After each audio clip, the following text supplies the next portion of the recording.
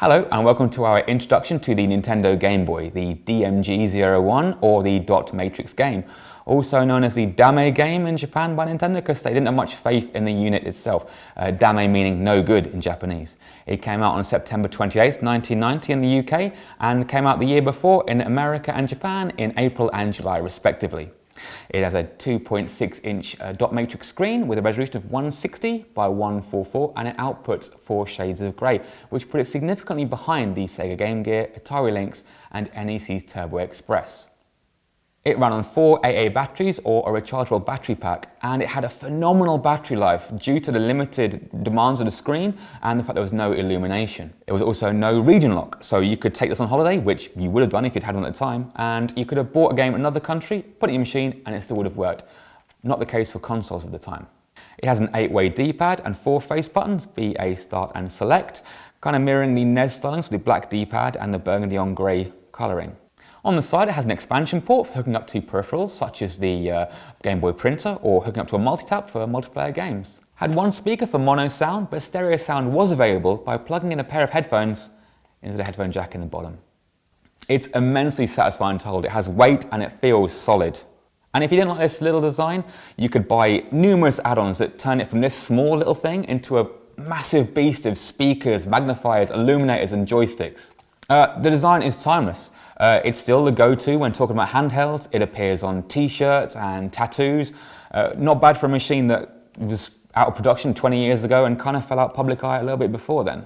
So the limitations of the screen provided a challenge for developers who had to make a game using only 4 colours. And the sprites could only be 3 colours because one had to be used for transparencies. But this in turn led to some really creative uses of pixel art and animation. In designing games, you arrange the screen into tiles with sprites overlaid on top. And for this very reason, it was considered that 3D games would be almost impossible on the Game Boy. But fortunately, the team at Argonaut Software came up with a game called X, which was in 3D. Prior to that, a game called Faceball also came out, which is in kind of 3D, and that's a 3D maze game. So the Nintendo Game Boy launched with 6 titles, the UK and Japan having 4 and America having 5. The UK launched with Baseball, Alleyway, a breakout clone, Tetris and Super Mario Land. For us, Tetris was a pack-in game, which was an act of complete genius, because much like Wii Sports a long time after it, provided an example of what the machine is capable of, and it's easily accessible and very, very, very compelling. The other launch games are okay. The other standout being, of course, Super Mario Land, which is a bit odd because it eschews a lot of established Mario canon, and it's also crazy easy. You could finish it in an hour if you're an average gamer. Over time, the game lineup would exceed over 1,000 titles. In time, some of these would be compatible with the Super Game Boy, which is a Super Nintendo peripheral which allowed you to play Game Boy games on your telly with a colourful border around the screen for when it was upscaled. Numerous franchises also came to the Game Boy. There were Metroid games and Zelda games. Pokemon started out on the Game Boy in 1996 in Japan. Other franchises also came to the Game Boy. Things like Bomberman, Castlevania, Mega Man, all had Game Boy entries. So there were a few hardware revisions before it was phased out in 2001 by the Game Boy Advance. There was the Game Boy Pocket, which was a slimmed down version. There was the Japan-only Game Boy Light, which had illumination on the dot matrix screen. And there was the Game Boy Color, which did colour. It had the same processor as the Game Boy, but had a bit more memory. Over 120 million of these sold in its lifetime, so getting one isn't too tricky, but prices have been rising steadily because there are mods available, screen replacements and audio amplification. Okay, so while we're here, let's have a couple of games. So let's start off with Super Mario Land, the first GB entry. And like I said, it's a bit of a weird one. Almost forgivable because it was a launch title. But all the elements are here, so Mario still runs and jumps, there's still the mushrooms to make you increase your size, there's still fireballs. We're running this on an emulator simply because it's really hard to capture the Game Boy screen in any sort of detail. I'm not particularly a good games player myself, I'm maybe slightly above average, but even for me, as a kid, I found this disappointingly easy. Yep, so you can see there's a little Koopa Troopa there, but so fantastically simply designed. So one thing you're going to notice is how graphically simple it is. I mean, it's objectively worse than the first one on the NES. There are weird enemies that don't appear in any other game. This game hasn't been referenced in any other following Mario games. None of the characters return. There are only a handful of worlds. There's a staples, there's a desert world, there's an underwater world. What's interesting is the enormous quantum leap between Super Mario Land 1 and 2. Super Mario Land 2 came out in the UK in 1992, which would have put it 2 years after this game. But it's so phenomenally different. The graphics are 1,000 times better, it's enormous in scope, it has battery backup, it was so long so you actually have to save your game between plays. It's strange that due to the nature of the Game Boy and the pick up and play aspect of it, you'd expect more games to have battery saved, so you could play your game, turn it off and come back to it next time you were available. This one didn't have that, but I guess it made up for that by being really short and easy. Alright, that'll do for Mario. Next up from our collection, we're going to play some Alleyway.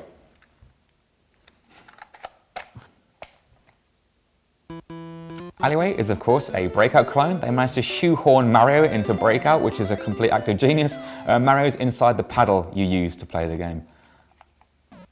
Again, this is probably the world's easiest version of Alleyway, and it's great for that very reason.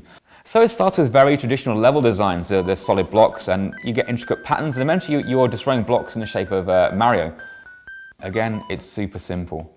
But similarly, it's another great way to demonstrate the machine itself, because at this point everyone had known Breakout had been out for forever. Numerous home versions exist. Nintendo had their own dedicated Breakout consoles. This was not an unfamiliar thing. Unlike most Breakout games at the time, there are no power-ups, there's no weapons, you can't improve your board, you can't stop the ball from moving, you can't multiply the ball. It's just a ball, a bat, and some blocks to break. Alright, well I think that'll do us for Alleyway, as great as it is. One more game, so a bit of tennis.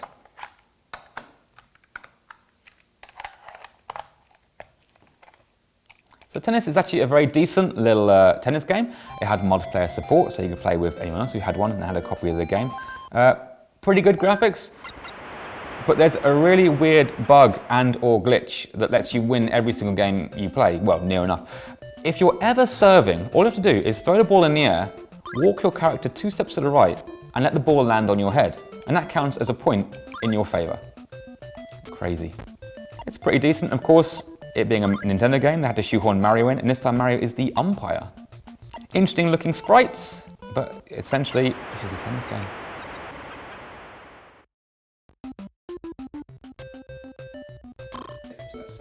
Yeah, well, so that's tennis. Now let's have a look at X. Designed by the geniuses at Argonaut Software.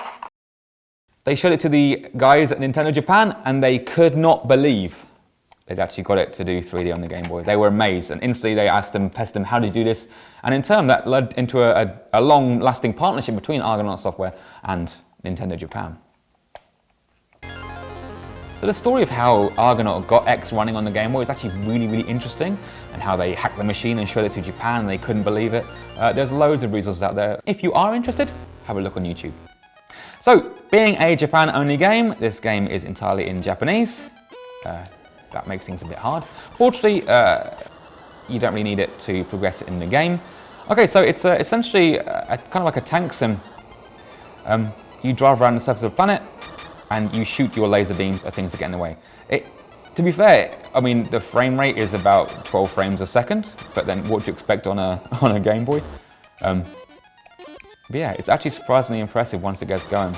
It's very similar to Atari's Battlezone, which also used vector graphics and was a tank game.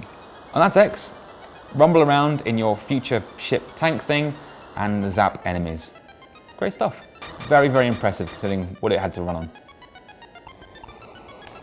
The Nintendo Game Boy is one of my favourite machines of all time. I remember very clearly hounding my parents to get us one, using all sorts of crazy excuses, such as, oh, it'll keep us quiet in the car, it'll keep us quiet if we ever go out to eat, we'll just be playing this and won't disturb anyone. Until one day my dad came home with one for me and my brother, which annoyed me because I wanted it way more than my brother did. But I remember he and I, we'd play Tetris on the link-up cable, so out the box it was multiplayer available, and it was amazing. I still collect games now, my favourites being Super Mario Land 2 and Chase HQ. Give it a try, it's actually really good. But yeah, for me, I love this thing. I think it's still, the design is absolutely perfect. You can't do any better than this. Yeah, might be my next tattoo. So yeah, we've all got memories of this lovely grey brick. Feel free to put yours down in the comments below, and let's work out which game is the best. Obviously the answer is Chase HQ. So that just about does it for our introduction to the Nintendo Game Boy. Don't forget to look at our other hardware videos and hit like and subscribe. We'd like to say a big thank you to our patrons on Patreon, and if you'd like to help support the museum, check out our Patreon. Address is on the screen now.